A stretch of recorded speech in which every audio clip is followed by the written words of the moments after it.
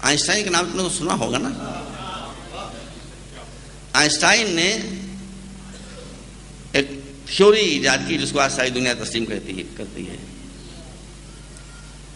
The theory of relativity. اللہ اکبر. یہ بھی اسلام کا ایک عجیب کہ جتنا جتنا دنیا آگے بڑھ رہی ہے اتنا اتنا معلوم ہوتا جا رہا ہے کہ مطلق اور ایبسولوٹ صرف اللہ ہے، باقی سب ریلیٹیو. ہم سمتوں کو سمجھتے تھے کہ مطلق ہیں، جب اسپیس میں گئے تو معلوم مطلق نہیں ہیں. اسپیس میں گئے سمتیں ختم، نہ اتر نہ پورب نہ پچھم نہ دکن نہ ساؤتھ نہ نارتھ نہ ایسٹ نہ ویسٹ، سب ختم ہو گیا. ہم سمجھتے تھے کہ وزن مطلق ہے، لیکن جب ہمارے اسٹرونٹ چاند پر گئے تو معلوم ہوا کہ یہاں سے اگر 6 کلو کی کوئی شے لے کے گئے تو وہاں 1 کلو کی رہ گئی. وزن بھی مطلق تھا. بہت نہیں بڑھانا چاہتا بات کو. وزن بھی مطلق نہیں. آخر میں کیا شاید ٹوٹی؟ ٹائم. آئنسٹائن کی تھیوری پروفڈ ہو چکی ہے کہ ٹائم اور وقت بھی ایبسولوٹ نہیں ہے، مطلق نہیں ہے، ریلیٹیو ہے. ہو سکتا ہے کہ یہ بچہ جو میرے سامنے بیٹھا ہے، مثال کے طور پر کہہ رہا ہوں، اس کو 1 دن محسوس ہو رہا ہو اور وہی عرصہ مجھے 1 منٹ محسوس ہو رہا ہو. اور میں اس کی تفصیل میں نہیں جا سکتا. جو بچے پڑھنا چاہیں، برٹرن رسل نے بہترین کتاب اس پر لکھی ہے، بہت آسان زبان میں، دا ABC آف ریلیٹیوٹی. بہت اچھی کتاب ہے. دیکھیے، عالم کا کام یہی ہوتا ہے کہ مشکل سے مشکل مسئلے کو آسان سے آسان بنا کر پیش کریں. So this is the best book on the theory of relativity. بہت اچھی کتاب ہے. 2 منٹ میں سارا قصہ سمجھ میں آ جاتا ہے.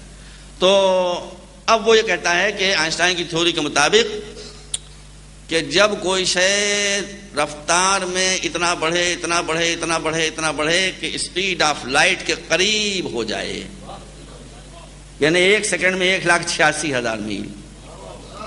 اب کوئی اسپیس شپ فرض کیجیے 1,50,000 میل ہو گئی اس کی رفتار. تو اب کیا کہتا ہے؟ بچوں دیکھو، میں غلط تو نہیں کر رہا ہوں، غلط کر رہا ہوں ٹوک دو. تو آئنسٹائن کہتا ہے کہ ٹائم اس کے لیے بینڈ ہو جائے گا، مڑ جائے گا ٹائم. اور اس کی مثال دیتا ہے کہ فرض کیجئے یہاں سے اسپیس میں، توجہ رکھیے گا، یہاں سے اسپیس میں کسی سیارے پر وہ آدمی اسپیس شپ میں مثلا 1,50,000 میل کی پر سیکنڈ کی رفتار سے سفر کرتا ہوا چلا، اور اس کو وہاں تک پہنچتے پہنچتے 20 سال لگے. تو 20 سال لگے جانے میں اور 20 سال لگے آنے میں، 40 برس. پڑھ لیجئے بھائی.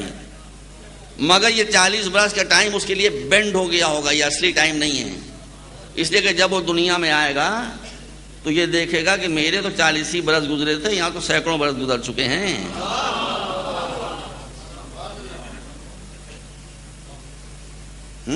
یہاں تو سینکڑوں برس گزر چکے، میرے پوتے پروتے سڑوتے سب ختم ہو چکے.